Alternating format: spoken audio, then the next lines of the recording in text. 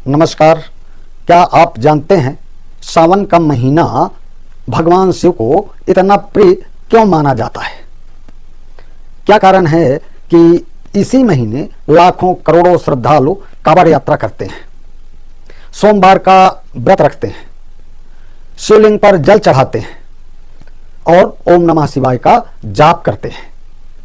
लेकिन मित्रों, एक बात बहुत कम लोग जानते हैं, सावन में केवल पूजा कर लेना ही पर्याप्त नहीं माना गया है। धर्म ग्रंथों और प्राचीन परंपराओं में ऐसे कई नियम बताए गए हैं जिनका पालन करना भी उतना ही आवश्यक माना गया है। यदि कोई व्यक्ति पूरे महीने पूजा तो करे लेकिन इन नियमों की अनदेखी कर दे तो कुछ धार्मिक मान्यताओं के अनुसार उसे पूजा का पूर्ण फल नहीं मिलता है। इसीलिए आज हम आपको इस वीडियो के माध्यम से बताएंगे कि सावन के 8 ऐसे महत्वपूर्ण नियम जिनका पालन हर शिव भक्त को अवश्य करना चाहिए। साथ ही यह भी जानेंगे कि सावन में किन चीजों का सेवन नहीं करना चाहिए, सोमवार के व्रत में किन बातों का ध्यान रखना चाहिए और कौन सी छोटी छोटी गलतियां आपकी भक्ति के प्रभाव को कम कर सकती हैं। इसीलिए इस वीडियो को अंत तक अवश्य देखिए, क्योंकि हो सकता है कि आप भी अनजाने में ऐसी कोई गलती कर रहे हों। नमस्कार मित्रों, आप देख रहे हैं एपी पांडे की पाठशाला और मैं हूं आपका अपना मित्र एपी पांडे, एस्ट्रोलॉजिस्ट एंड मैथोलॉजिस्ट। कैसे हैं आप सब? आशा करता हूं कि स्वस्थ होंगे, मस्त होंगे और अपने कर्म में व्यस्त होंगे। दोस्तों, अब बिना किसी देरी के शुरू करते हैं आज का पहला महत्वपूर्ण नियम। पहला नियम, खान पान का विशेष ध्यान रखें मित्रों। सावन का महीना वर्षा ऋतु में आता है। यह मौसम जितना सुहावना होता है उतना ही स्वास्थ्य की दृष्टि से संवेदनशील भी माना जाता है। आयुर्वेद के अनुसार इस समय हमारी पाचन शक्ति पहले की तुलना में कमजोर हो सकती है। यही कारण है कि इस पूरे महीने भोजन को लेकर विशेष सावधानी बरतने की सलाह दी गई है। अब धार्मिक परंपराओं और आयुर्वेद दोनों में सात्विक भोजन का महत्व दिया गया है। कई परंपराओं में माना जाता है कि सावन के दौरान पत्तेदार सब्जियां नहीं खाना चाहिए, प्याज, लहसुन, मांस और मछली का सेवन नहीं करना चाहिए। वर्षा ऋतु में इन खाद्य पदार्थों में कीड़े या बैक्टीरिया होने की संभावना अधिक हो सकती है और भारी भोजन पचाने में भी कठिनाई हो सकती है।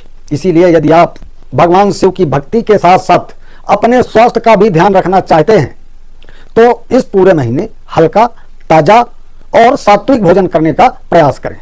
इससे शरीर भी स्वस्थ रहेगा और मन भी शांत रहेगा, जिससे पूजा पाठ में अधिक एकाग्रता बनी रहेगी।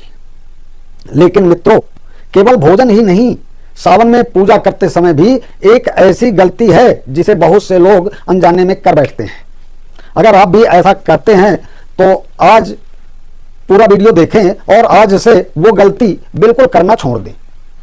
अब दूसरा नियम दोस्तों, शिवलिंग पर हल्दी अर्पित नहीं करें। मित्रों, भगवान शिव की पूजा में हर वस्तु का अपना अलग अलग महत्व होता है। जिस प्रकार भगवान विष्णु को तुलसी अत्यंत प्रिय मानी गई है, उसी प्रकार भगवान शिव को बेलपत्र, धतूरा, आक के फूल, भस्म, गंगाजल और शुद्ध जल अत्यंत प्रिय बताए गए हैं। लेकिन बहुत से लोग समान पूजा की तरह शिवलिंग पर हल्दी भी अर्पित कर देते हैं। परंपरागत शिव पूजा में ऐसा करने से बचने की सलाह दी जाती है। धार्मिक मान्यताओं के अनुसार हल्दी का संबंध मुख्य रूप से सौभाग्य और देवी स्वरूप पूजा में माना जाता है। इसीलिए शिवलिंग पर इसका प्रयोग नहीं किया जाना चाहिए। यदि आप भगवान शिव का अभिषेक करें तो शुद्ध जल, गंगा जल, दूध आदि आपकी परंपरा में प्रचलित हो जो भी वो बेलपत्र, भांग, धतूरा और श्रद्धा के साथ ओम नमः शिवाय का जाप करें। याद रखिए, भगवान शिव को सबसे अधिक पे आपका निष्कपट भाव है। तीसरा नियम है दोस्तों, मन में बुरे विचार न आने दें। मित्रों, केवल शरीर की शुद्धि ही नहीं, मन की शुद्धि भी उतनी आवश्यक है। यदि कोई व्यक्ति दिन भर भगवान शिव की पूजा करे लेकिन उसके मन में ईर्षा, द्वेष, क्रोध, छल, कपट और दूसरों के प्रति बुरे विचार भरे हों तो उसकी साधना अधूरी मानी जाती है। सावन का महीना आत्मचिंतन और आत्मशुद्धि का महीना माना गया है। इसीलिए इस पूरे महीने जितना हो सके भगवान शिव के नाम का स्मरण करें, धार्मिक ग्रंथों का अध्ययन करें और सकारात्मक सोच रखें। दोस्तों याद रखिए, मन पवित्र होगा तभी भगवान शिव की कृपा भी सहज रूप से प्राप्त होगी। यदि मन में कपट रहेगा तो आप कितना भी उपवास व्रत रख लें, भगवान शिव की कृपा प्राप्त नहीं होगी। मित्रों, यदि आप भगवान शिव, सनातन धर्म, गरुड़ पुराण, महाभारत, रामायण और ज्योतिष से जुड़ी ऐसी ज्ञानवर्धक जानकारी नियमित पाना चाहते हैं तो हमारे चैनल एपी पांडे की पाठशाला को अभी सब्सक्राइब कर लीजिए और बेल आइकन बटन अवश्य दबा दीजिए ताकि हमारी हर नई वीडियो आपसे पहले आप तक पहुंचे। अब आते हैं विषय पर। चौथा नियम है मित्रों, किसी का अपमान न करें। शास्त्रों में कहा गया है कि ईश्वर की सच्ची भक्ति केवल मंदिर में दीपक जलाने से नहीं होती है बल्कि हमारे व्यवहार से भी होती है। इसीलिए सावन के पूरे महीने विशेष रूप से इस बात का ध्यान रखें कि माता पिता, गुरु, बुजुर्गों, भाई बहनों, स्त्रियों, गरीबों और जरूरतमंद लोगों का कभी अपमान नहीं करें। यदि किसी की सहायता कर सकें तो अवश्य करें, क्योंकि भगवान शिव को दया, करुणा और सेवा का भाव अत्यंत प्रिय माना गया है। पांचवा नियम है दोस्तों, देर तक न सोएं। मित्रों, शास्त्रों में ब्रह्म मुहूर्त का समय अत्यधिक पवित्र माना गया है।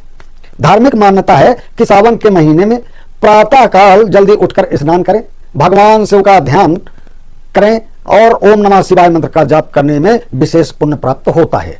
इसीलिए इस पूरे महीने आलस्य का त्याग करें। देर तक सोने की बजाय सूर्योदय से पहले उठने का प्रयास करें। सुबह की शुद्ध हवा, ध्यान और शिव भक्ति आपके तन और मन दोनों को ऊर्जा से भर देंगे। लेकिन अभी सबसे महत्वपूर्ण नियम बाकी है दोस्तों, ये अंतिम नियम है, इसको अवश्य देखें। आगे मैं ये बताने वाला हूं कि सावन के सोमवार का व्रत कैसे रखा जाए और किन चीजों का सेवन भूल कर भी नहीं करना चाहिए। मित्रों, छठा नियम है, घर और पूजा स्थान को हमेशा स्वच्छ रखें। मित्रों, सनातन धर्म में स्वच्छता को केवल शरीर की नहीं बल्कि मन की, वातावरण की पवित्रता से ही जोड़ा गया है। ऐसी मान्यता है कि जहां स्वच्छता, सात्विकता और सकारात्मक वातावरण होता है वहीं देवी देवताओं की कृपा अधिक बनी रहती है। इसीलिए सावन के पूरे महीने अपने घर और विशेष रूप से पूजा स्थान की साफ सफाई का ध्यान रखें। पूजा करने से पहले स्नान करें, साफ वस्त्र धारण करें और पूजा स्थल को प्रतिदिन स्वच्छ रखें। यदि घर में कोई टूटी फूटी या लंबे समय से बेकार वस्तु पड़ी है तो उसे हटाने का प्रयास करें, उसे हटा ही देना चाहिए। इससे नकारात्मक ऊर्जा आती है और हटा देने से सकारात्मकता बनी रहती है। अब सातवां नियम है मित्रों, ब्रह्मचर्य और संयम का पालन करें। मित्रों, कई धार्मिक ग्रंथों और परंपराओं में सावन के महीने को तप, संयम और आत्मनियंत्रण का समय माना गया है। इसी कारण कुछ परंपराओं में व्रत रखने वाले लोगों को ब्रह्मचार्य व्रत का पालन करने की सलाह दी जाती है। इसका उद्देश्य केवल शारीरिक संयम नहीं बल्कि मन और इंद्रियों का नियंत्रण रखना भी है। जब मन संयमित होता है तब भगवान की भक्ति में एकाग्रता रहती है और साधना का वास्तविक लाभ प्राप्त होता है। अब आठवां नियम और नौवां नियम, 10वां नियम मैं आपको अगले एपिसोड में बताऊंगा, क्योंकि वीडियो बड़ा हो रहा है। मिलते हैं अगले एपिसोड में एक अच्छी वीडियो के साथ। तो जय हिंद, जय भारत, जय श्री राम, हर हर महादेव।